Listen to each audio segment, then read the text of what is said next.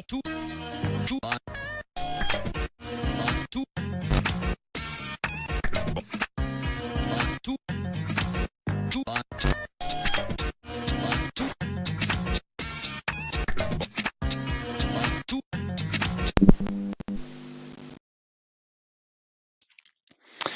there.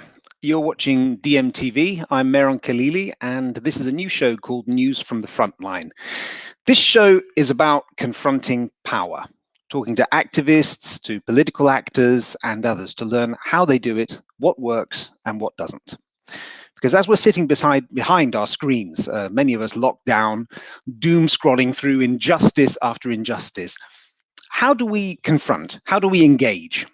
I'm hoping that we'll get at least some answers from some of the guests that we'll be speaking to throughout this series, or at the very least, some inspiration to act. So my guest today is the activist Radomir Lazović, also known as Mika. Mika is one of the founders of Don't Let Belgrade Drown, a political movement that, if you'll excuse the pun, is making big waves in Serbia. From its grassroots beginnings as a group that was focused around the idea of reclaiming public space, Don't Let Belgrade Drown has become a prominent force against an increasingly authoritarian and some would say corrupt regime of the Serbian president, Aleksandar Vučić. And they've done all this with a variety of creative, peaceful, very innovative tactics that I think we can all learn from, including this guy, a yellow duck. You'll see what we mean when we get to our chat. Mika, welcome to DiEM TV. Hi guys, thank you very much for inviting me. Thanks Mehran for this opportunity to speak more about the situation in Serbia, which is, as you can imagine, not so great.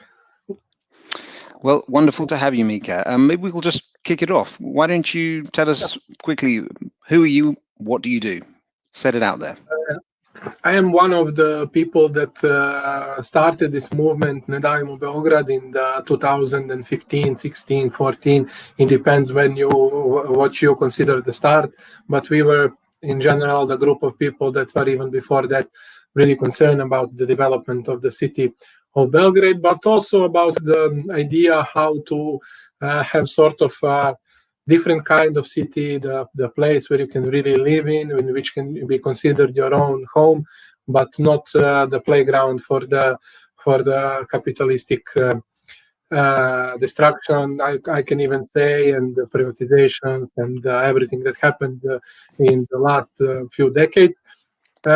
We were mainly involved in the cultural projects, in different kind of taking over the abandoned buildings, creating different kind of community centers or galleries out of the space that is unused or left to deteriorate.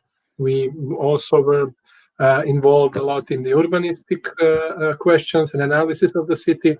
So when the creation of the Belgrade Waterfront, huge project in the city of Belgrade, when it started, we were ready to confront it, and it was really a big struggle until today. Well, I'd like to ask you about that waterfront project, but if we can just take it back to the beginning for a minute. Can you set the scene a little bit? I mean, you say you started the initiative around 2014. What was the scene a little bit in Serbia at that moment? I mean, in terms of the political landscape, in terms of the media, in terms of the tradition for grassroots activism, what was the challenge that you were responding to when you decided, look, we can't deal with this anymore, we need to start something? Well, in 2000, let's start from the 2012 when the regime of Aleksandar Vučić won the elections, and they got a landslide in that and the other ones, and they basically created this idea that their flagship project in Belgrade should be Belgrade Waterfront project. Belgrade has its huge part that is most valuable land that has been left to undeveloped for decades. And every architecture student and professor was doing different kind of ideas. What should be there? Should it be a huge park? Should it be a public object? Should it be, what should it be there? And it's like really huge part in the center of Belgrade, on Sava River.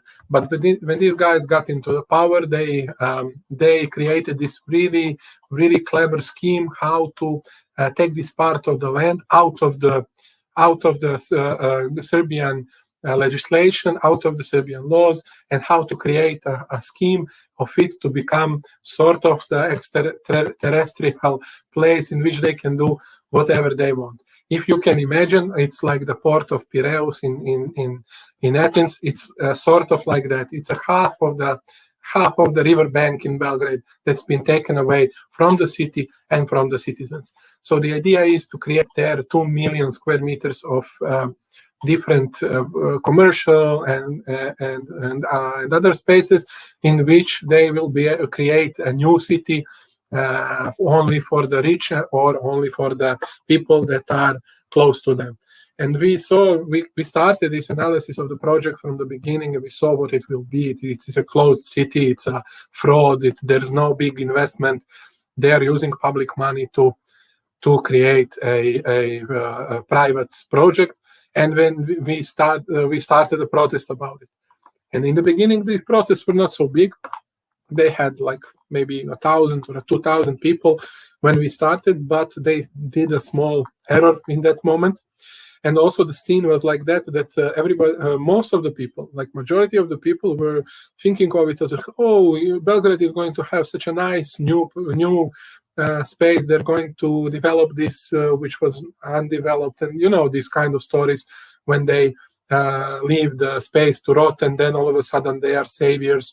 The investors are saviors of our public property, and then all of a sudden they come and develop it in something commercial. But they did a small mistake there, and in the night of the election. So imagine this. We are going fast forward to 2016. In the night of the elections, when they won the elections, so the mayor of the town said to the crew to completely destroy one street because they couldn't wait for it to be legally evicted. And a group of around 30 to 40 masked people with balaclavas and with bats and everything showed up, also with huge trucks and also with construction equipment and everything, and destroyed half of the street. And that really pissed most of the people out. People were really unhappy with this, and the big protest started. And that are the protests that sort of made Ne davimo Beograd what is it today. That's the protest that put us in the spotlight. We had, 10,000 people on the street, 20,000 people, then 5 again. But it ran for more than a year. It was, I don't know how many protests, and it really gave us an opportunity to tell the people not only that destruction is bad, but how the city can be different. So you're protesting against the Belgrade Waterfront project, which is a promise to bring a little piece of almost like Dubai to Belgrade, with I think the biggest shopping mall in the Balkans and various luxury hotels. They had to change the law in order to be able to start building. But you said that you had initially you organized some protests and there was only 1,000 people, only 2,000 people. Let me ask you a silly question. How do you do that? What was that based on? Was that purely just social media? Is that how you got all those people out there? And what kind of message did you target people with in order to bring them to the streets to start that ball rolling against the waterfront project? Well, now with being this clever as we weren't then, I would say that the biggest challenge is how do you even inform people that there is a protest, that there is a problem. And I would start with there because when we did this analysis that was really thorough and really we analyzed every smallest part of the project, everything said it is really a catastrophe. And I can quote a friend. She's writing this article and she says, man, how am I going to write this article? You cannot say about anything that everything is bad, but in this case, everything is. So sociologically, economically, traffic is terrible. People that are going to live there are completely cut out of the community. This is considered a national project, like of national importance. So that means that everybody is putting money. Everybody in the Serbia, in the poorest village, is having their taxes invested into this project. So imagine this: not the road, not infrastructure, not sewage, nothing, but you invest into the commercially, privately owned project. It's a terrible thing. And we got with this into the media, and we did prosecution, and we got to judges, to everybody, but nothing. It was unbelievably how nobody said anything about it. And then that was the moment that we saw that we need something to change the discourse. We need something to get into the mainstream. And that's when the duck showed up. The duck is, the idea in Serbia is that if you say a duck, it means like a fraud, something that is not true, something that is sort of the wordplay. And then we showed up in one of the public hearings having this beach equipment, because we are called Let's Not Drown Belgrade. So, and it's on the river, and it created sort of media interest in us. And they started, oh, look at these crazy people. They are protesting the best project in the world with this stupid equipment. But some of them would say, okay, this is something good. So we build it a little bit. And during this period that I'm telling you, 1,000 or 2,000 people in the streets, we were building the story, and we were building the trust of the people. And when we saw that nobody is listening to us in the legislative or in the of the institutions, then we started to mock them, and this mocking created sort of a feeling of power in the people, because if the people in institution will not listen to you and they will say this is bullshit, we don't care, then the laughter and comic scenes and creating out of this really strong feeling that the system is completely corrupt is making people that are in the movement powerful. And that's what we did. And completely out of we had friends that are doing this scenography, and they are one of the best scenographers in Serbia. They create some really beautiful stuff. They created us like a small duck, like this. And they created it out of the styropor, and the material they created because there was this huge hearing in the Assembly of Serbia. And then we wanted to do some action and to raise awareness of people that it's a bad product. But they created a 2 meters big duck from wrong material. So it was around 100 and something kilos heavier than it should have been. So it created us a lot of trouble. I've seen that picture. I recall this picture when I was doing some homework about Don't Let Belgrade Drown, where there's this sea of people, and at the end of the sea of people was, maybe it was just the camera angle, but there was a duck that looked like it was the size of a house just behind all these people, and it was quite a striking image. But let me ask you about the media, because you say, I mean, the duck and the idea of mocking, that was what sort of put you on the map in terms of public opinion. But am I not right in saying that the media in Serbia is overwhelmingly pro Vučić? So what was their reaction? I mean, how was that covered when you got the duck in there?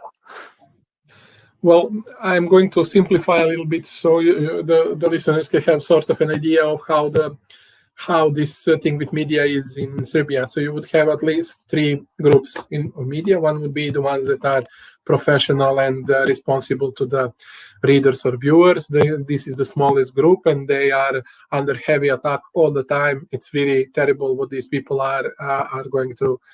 The second group is the ones that are mainstream media that would be considered sort of with a lot of influence, but they would never say anything. They would ignore any problem there is in the country, because they are completely controlled by economic means and threats from the government. So They will not tell that you are a traitor and I don't know, that you want to destroy the country because you are asking where the money went.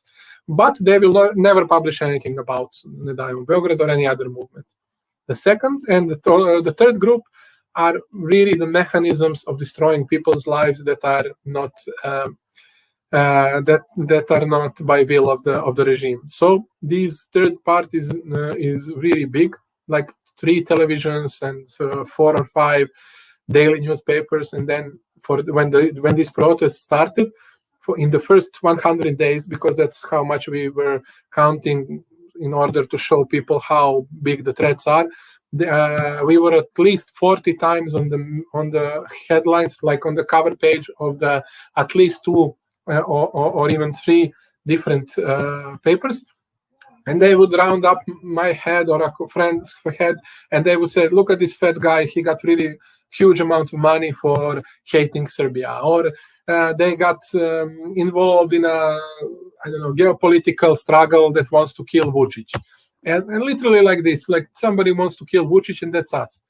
And you cannot imagine that, you can imagine that this is not far from then being attacked on the street because you want to kill the president or you want to destroy Serbia or stuff like that.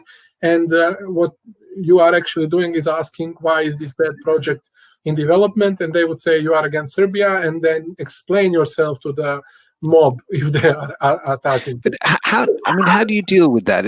I believe they also went through your Facebook feed, the media in Serbia, and I took photos and published them.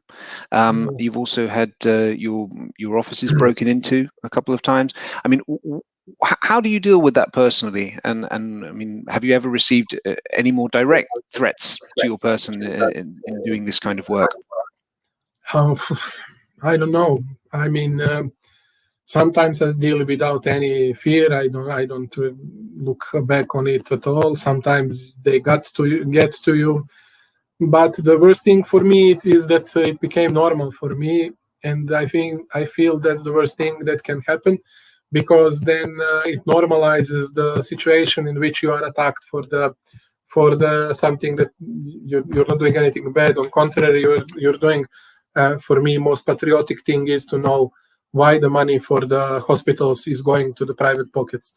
And but if you want to know how it works, I mean, it works like you would do a protest, for example, and then the MPs from the government would say that you are a traitor, and then the newspapers would take the statement and then create a whole world around it, and then on the social media, on the street, and so on, you would have these right-wing activists actually taking this, mutating it in sort of most horrible ways, and then in the end you end up with an inbox full of hideous stuff.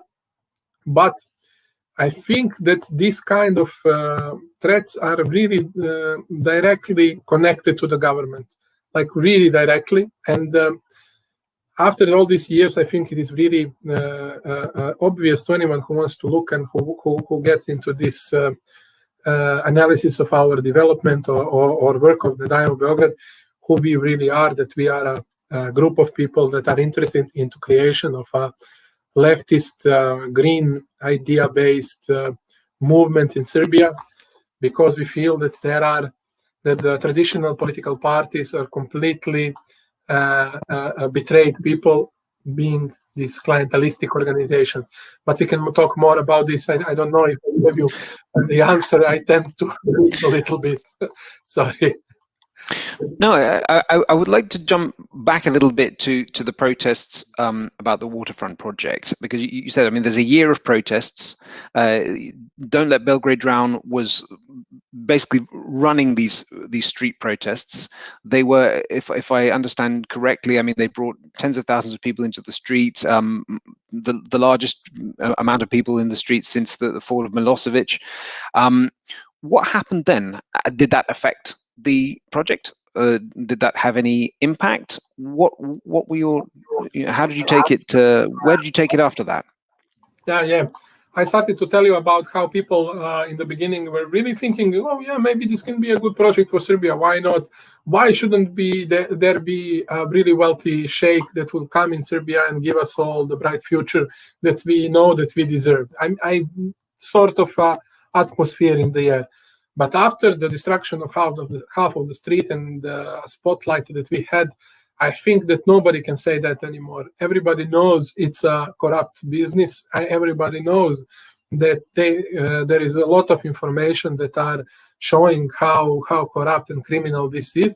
And I feel that this is the first time that the government of Progressive Party, which they call themselves, imagine calling themselves progressive, has been demasked. So this protest helped us understand that we are dealing with the criminals. And I think that's the biggest heritage of the protests. But the other heritage is that we created a movement in which we can develop more. And I really think that's the important part, to get people together and change the government completely in Belgrade and in Serbia. So after this, there were the local elections of 2018, which you ran in.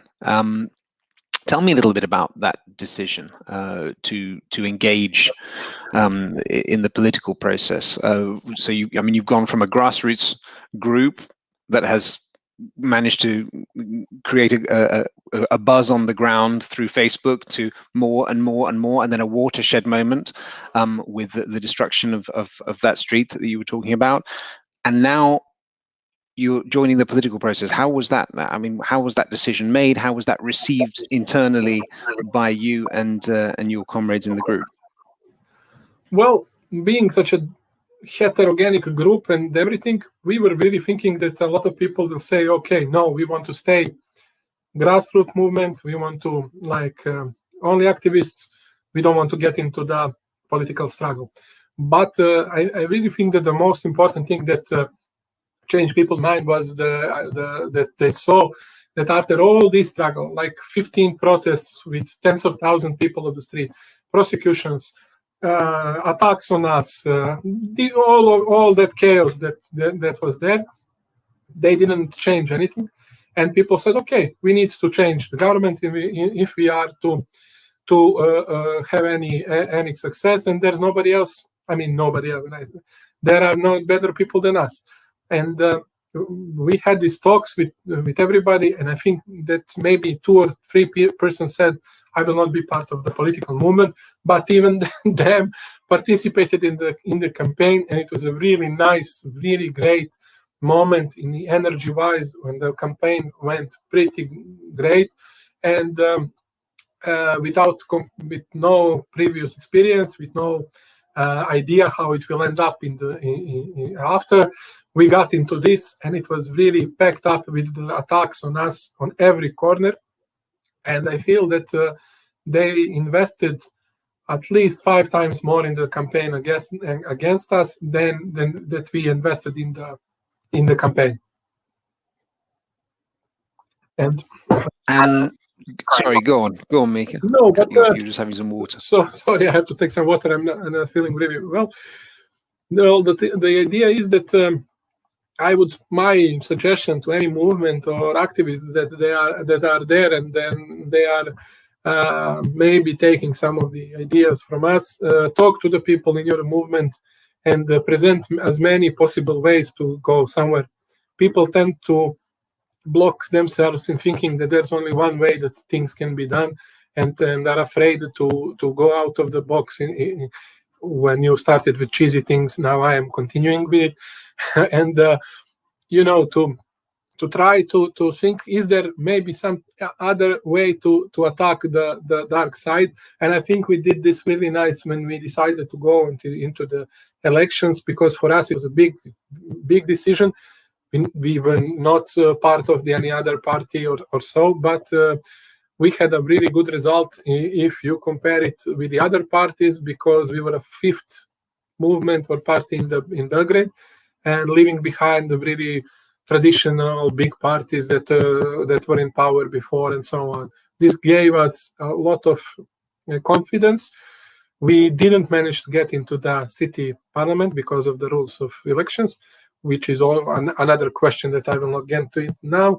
But we got a lot of votes, we got a lot of support, a lot of trust, and this gave us a confidence to continue after these elections to create the real movement. I would say that in the moment we got into these elections, we were more a group of people that are doing something together. And after we finished this, there was this idea, okay, this is like something that we are actually doing. We want to be like transparent, democratic, solidar, green leftist movement that will take this government down. But let me ask you, I mean, somebody watching this might be thinking, well, wow, okay, this guy, they organize protests, it's a grassroots group, and then they engage in the political process, they found a party. How do you do that? They might think, well, I mean, somebody wouldn't be able to do that easily without funding, as you say, without experience. What was the first step? How do you go from being essentially a group of friends who have organized things to a political party going out there campaigning against people like Vučić? A lot of mistakes, a lot of tryouts, a lot of different approaches. But I think that in this analysis of the project, in the time when we were doing this activist grassroots thing that we wanted to get people aware about the fraud that is happening in Belgrade, we got a lot of people together, and they developed a huge trust and a really great relations in between us. This is completely not enough, and it's something completely different than the political organization, but it was the foundation on which the movement was started. And even in that trust, even when you don't agree with someone, if you get in the fight with someone, I have a feeling that this trust was left in the foundation, so we could create something that is much bigger. And also we had a lot of experience into this activist and NGO movements and NGO organizations. So we had a lot of different experiences. For example, I said that we were founding, for example, the community centers or cultural centers or galleries and stuff like that, which involved dealing with a lot of people and doing it from do-it-yourself, from scratch, with a really small amount of resources. And that's exactly that we did here. We used some of the resources that we personally had, some of the resources that our organizations, being NGO or activist organizations, had. I mean, it was sort of it was really nice atmosphere in which whoever had something contributed with it. And I mean, sort of a small, I don't know if I have this, I don't know if I dare to say, but sort of a small communism. In practice, everybody would participate as much as they could and take what they can. And it was a really nice moment. It was a honeymoon of our organization. Of course, this was completely not enough because, for example, we never got into some of the parts of Belgrade. We never presented ourselves to these people. We were never in the outskirts. We didn't do enough on the field. I mean, we did protests, and then we thought that that's enough. Everybody knows about it, but it's not enough. You have to work from the neighborhoods. You have to work from the really small levels. You need to get into the people's houses. You need to involve people in the smallest level of problems in order to get their trust and to get them to support you. And the most important thing is not even supporting or so, it is participating, because there was 30 of us, and it's not a small number. I mean, any organization of 30 people it's a good organization. But if you are going to change, if you are going to question something that is really strong, as our regime is, they have the means of everything. They have the police, they have the media, they have resources, vast resources in money. They are stealing every day more and more. If you are to confront them, you cannot do it with 30 people. You need to be a movement of several thousands. And that's what we learned, and that's what we are doing now. And we are changing this idea that a small number of people can do it. I think a small number of people can motivate, can lead, can contribute a lot, and without good people in this organizational part, it cannot be done, but you need mass movement to change stuff. And I'm really proud to say that we doubled our membership from February. We are still small in numbers, but every day people are getting to the moment. Even in the Corona times, it's really a nice thing, and we are spreading also not only in the central municipalities of Belgrade, but also all around the city of Belgrade, which consists out of 17 municipalities. And also to give a context to your people, Belgrade is sort of a third of Serbia in terms of power, but even more. If they lose Belgrade, we are on a really, really good road of changing the government. And you're considering running for the elections, the local elections in 2022, right? So you can some of these lessons learned you'll be able to put into practice.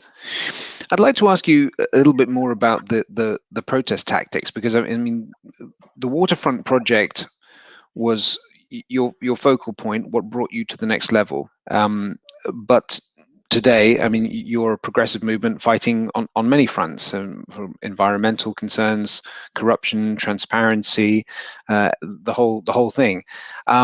So tell me a little bit more about some of the other actions that you've done. I mean, I believe, for example, you were protesting the privatization of abandoned cinemas in quite an innovative way, and you also had a pot banging protest to protest the curfew, the COVID curfew earlier this year. I mean, tell me a little bit about those and where you get your ideas from, and how they resonated with people in Serbia. Well, I told you the biggest challenge is to get the people involved. So I will use this cinemas thing as a sort of an example. Serbia was completely ripped off by the privatizations before this government. The last government privatized everything. So some of the companies survived and are running these days, but most of them are actually really a rip-off of the Serbian citizens and people that were working there. So one of these companies was the cinemas, 17 cinemas in Belgrade, 14. And the idea is that behind this was really this really powerful guy that bought them out for a really small amount of money and closed them down, wanting to create the betting shops and casinos out of them, because they all were in really nice spots all over the city. But in that moment, the context in Serbia was that people were protesting, the workers were protesting everywhere. Media were completely closed for this, and nobody wanted to listen this sad story about the workers.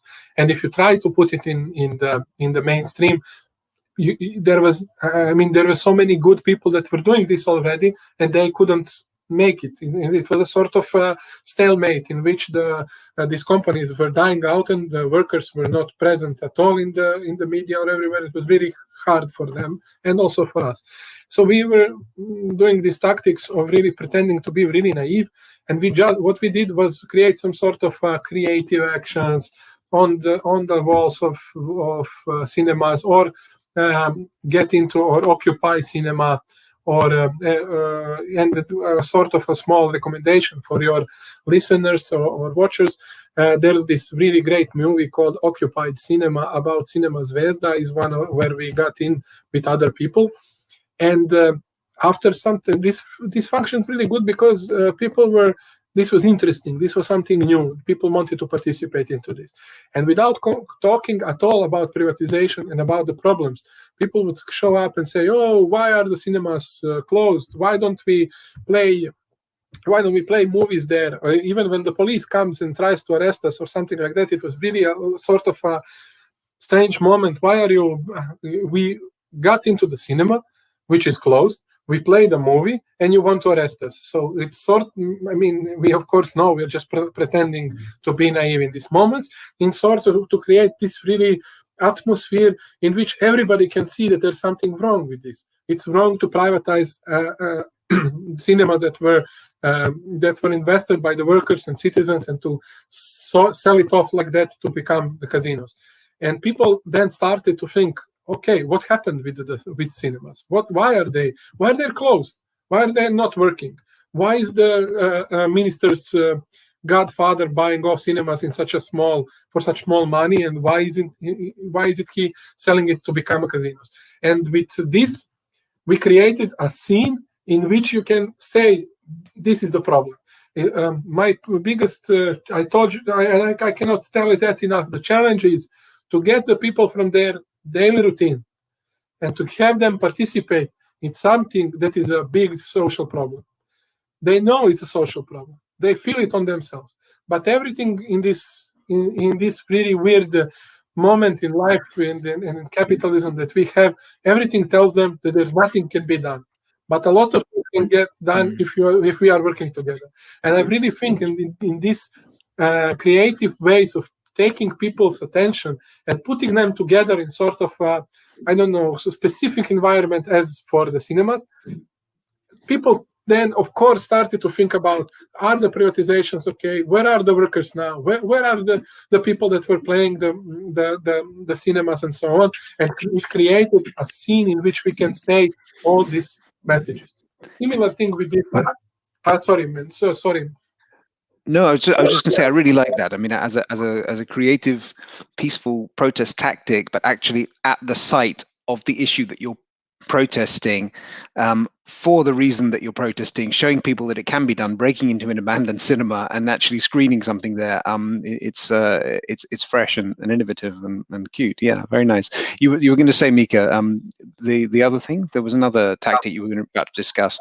Oh, I wanted to tell you also, I mean, don't get me, I am simplifying all of this because there are a lot of problems, not that all the people want the same. So please have that in mind. I'm telling a little bit simplified story, but the thing is, that's how you get people to talk, So, and also the tactic during the elections and after and always that tactics that you support the people that have the really local struggles.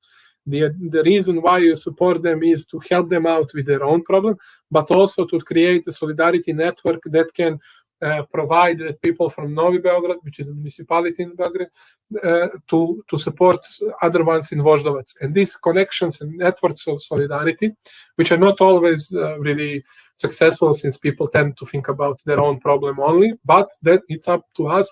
That's the political work that we want to do, and that's something that we want to create these bonds between people, because the capitalism and especially in the periphery, like Serbia completely, is what they are doing. They want to destroy they want to destroy the social fabric of our relations. Nobody is thinking about the next person. Everybody wants to have a better job and to have more money, but it's a lottery. We cannot all have these fancy jobs, and if we are not together on this, people mostly don't know this, but it is the best political work that we need to do.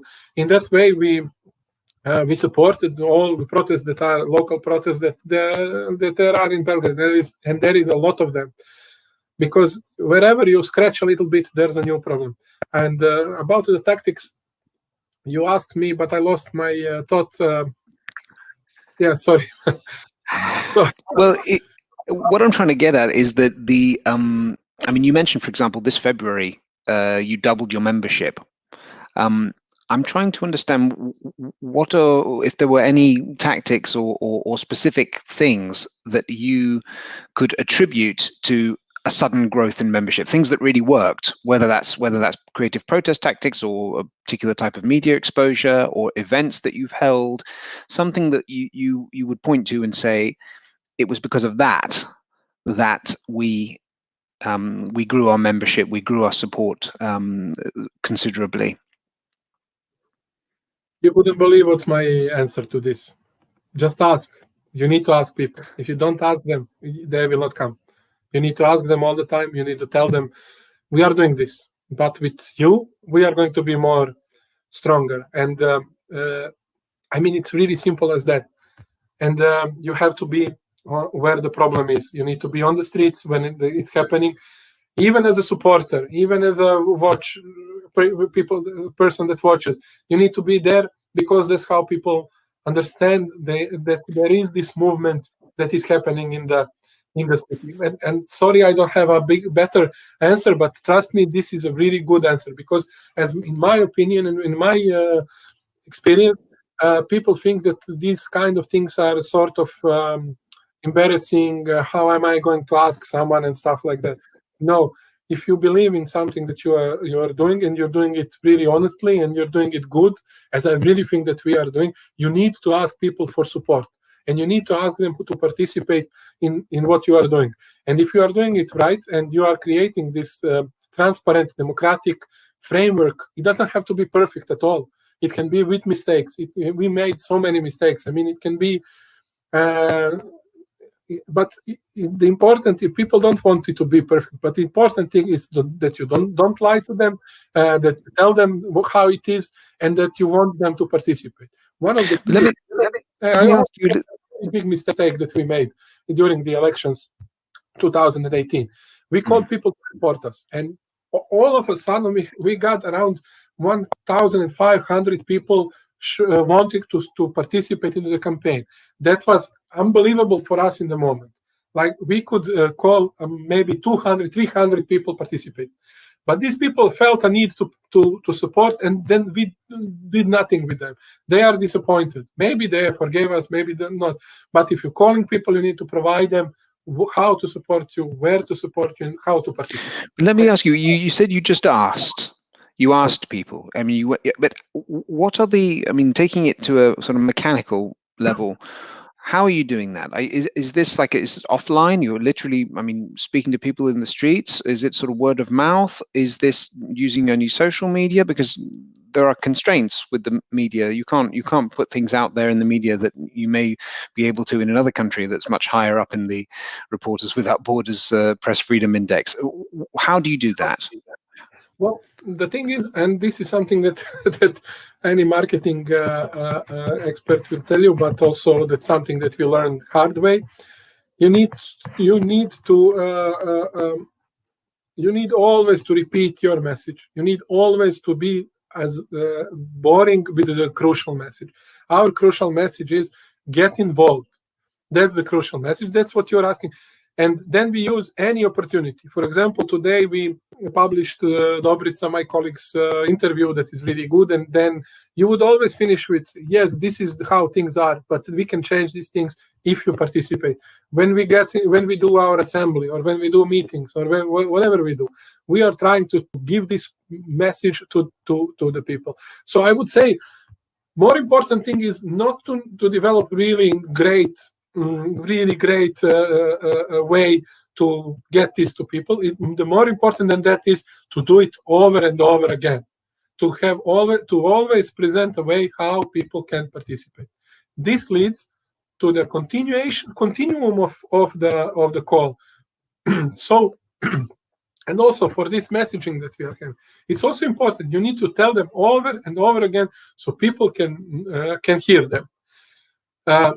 Sometimes it tends to be repetitive, but that's the idea. You need to communicate with people all the time. I don't know if this answers you well, but that's no, I see what you're getting at in terms of the message. But just to finish up on this last point with regard to the distribution, is it mainly online that you're mobilizing people, that you're speaking to your supporters and getting the word out beyond that, or are there other ways that you're doing that? Okay, I understand what you're asking.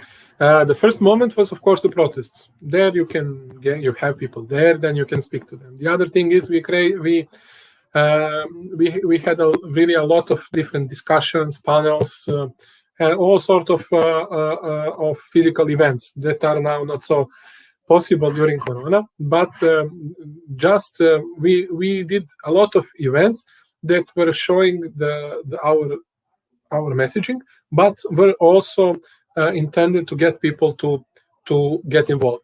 But I wanted to tell you now what we will do. We are now in process of buying a sort of a van, and we are going to pull all the equipment in it.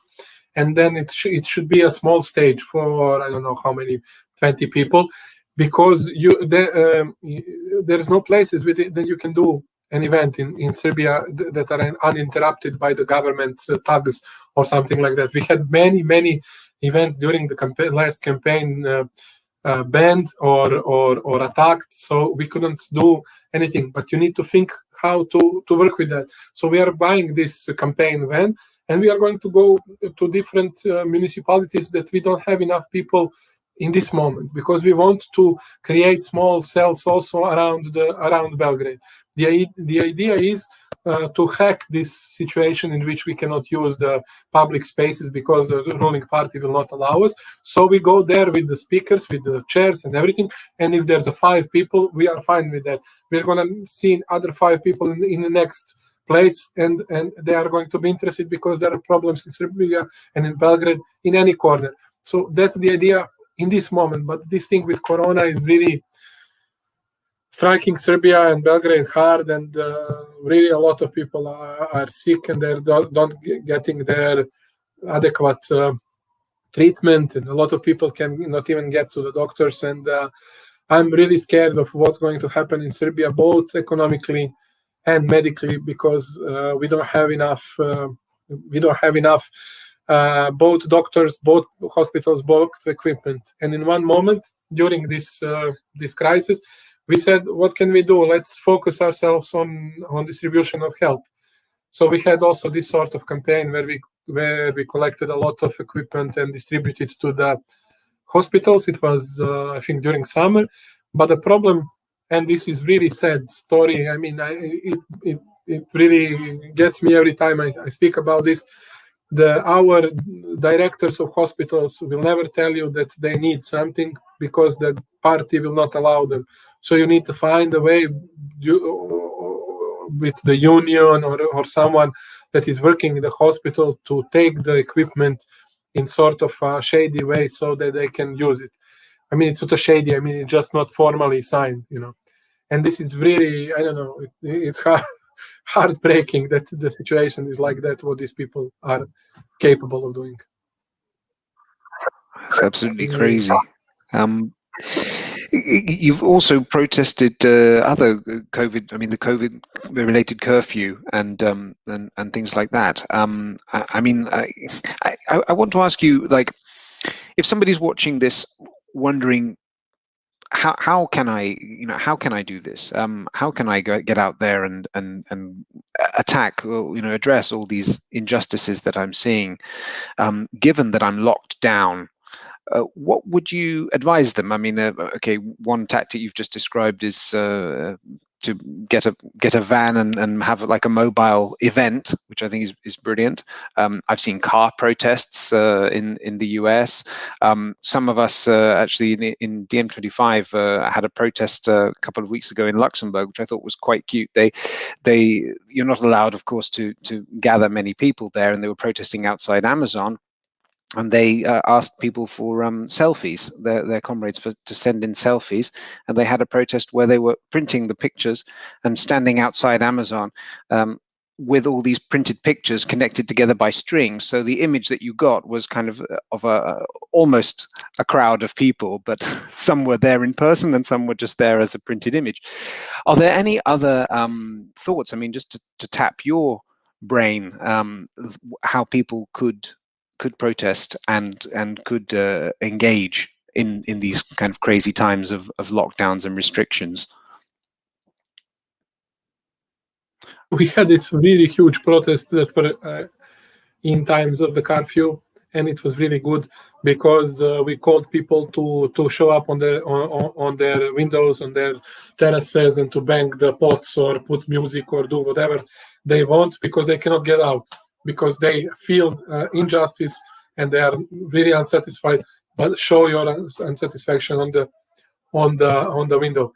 Serbia has this heritage during the 90s. That is how it was protested against Milosevic, but also it's not something that we have a copyright to. We saw these kind of protests in Brazil, in Italy, and in different countries. But we wanted not to do it symbolically, like a few of us would do it and then create a sort of show on TV or something like that. But we were working on a big number of people in more than 20 different towns in Serbia, preparing the action. And it is important sometimes. It is okay to do symbolic actions, of course. If there's 3 of you, do the action of 3 people. But we felt that maybe this is the moment when we can mobilize more people. And then we were building it for some time to prepare for it. We wanted to have in every municipality where we can, on every corner, or as many towns as possible, so that it's a really mighty feeling when you are out and you are not alone. And this was really great. People really wanted sort of confirmation that they are not alone in this fear, that they are not alone in unsatisfaction, and they are not alone in hope that something can change. And this thing from the windows created this sort of a hope. And it was really massive. I mean, there were thousands of people participating, and we were really happy that this was happening. And it stopped with the putting curfew down. And for me, it's one of the most important things that we didn't keep quiet in a really bad moment. Okay, you don't want to get people in a risk. You don't want them call them in a protest. You don't want to get them to feel unsafe. But there is always a way that you can protest, that you can say that you are not satisfied and that you want to change things. And that's why my advice to everybody is, today, if you can glue one sticker on the wall, glue the sticker on the wall. Tomorrow, call your friend to glue 2 stickers. The other day, you're going to laugh how stupid you are because with the stickers, you cannot change anything. But maybe you will create sort of small installation in the public sphere if you are artistically sensitive, or maybe you will go and create a panel with someone that you trust in. Just start doing stuff and support your local groups. That is really important. Try to see who is doing something around you. We cannot do anything alone. Alone, we can develop ourselves. That's something that we must do, and it's something that we must learn every day and grow as persons. But that person is alone if you don't put it together in the context of in a political context. So just from not doing anything or writing comments on Facebook to actually doing something, even if it is a sticker that you designed and created, there's infinite space. And once you cross that infinite space, you're going to feel nice, maybe stupid, maybe nice, but you're going to feel something. You're going to feel alive. And from that point, anything is possible. You need people and you need a will. And I think when you get hooked on this, that the change is possible, you will not let it down easily. You need to get yourself involved. I love that. That's wonderful. It's one of the things I was going to ask you is sort of how to combat apathy. And there is such a, I mean, it's a gulf between pointing at the problem on social media and complaining and actually being part of solving the problem, even if it's just in a tiny way, as you say, putting a sticker on your window or something. So thank you for that. That's very valuable. I think we should wrap up. It's been a fantastic discussion. Something I would like to ask you, just purely out of interest, if there were 1 or 2 books that you might recommend in relation to the kind of topics that we're discussing for people watching. Well, I'm going to tell you a small anecdote. I don't feel that I would be the. I don't know. I don't have. Let people decide themselves, but we in a group we had this small idea to develop ourselves more, to read a little bit. So there's this really not only actions, but let's read something and then create a sort of a small readers club and then discuss together something which is an experience of itself, and it's really nice. But the anecdote goes like this: we decided to read Right to the City of David Harvey. Some of us read it, some didn't, but just to create the first to start with the readers club. And half of us read the wrong texts of Henri Lefebvre, which is also called The Right to the City, and half of us read the David Harvey book, and then we started to talk, and people were like, "What are you talking about? I mean, it's similar, but it's not the same." So I don't know.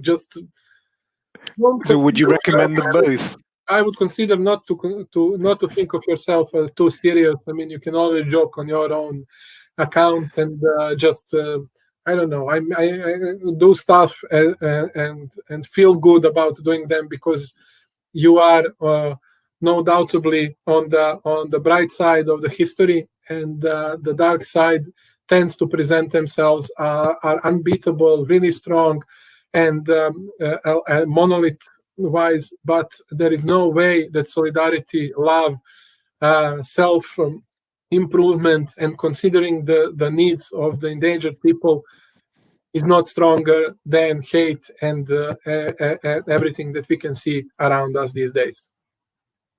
Wonderful. Well, Mika, thank you very much for that. That was fantastic. All my support to you and your struggle. We look forward to hearing again from the Duck for the run in 2022. I'm sure we haven't heard the last of Mika and Don't Let Belgrade Drown. Yep, there's the Duck, and this is Sparta. To all the Greek friends, I've seen some great things there.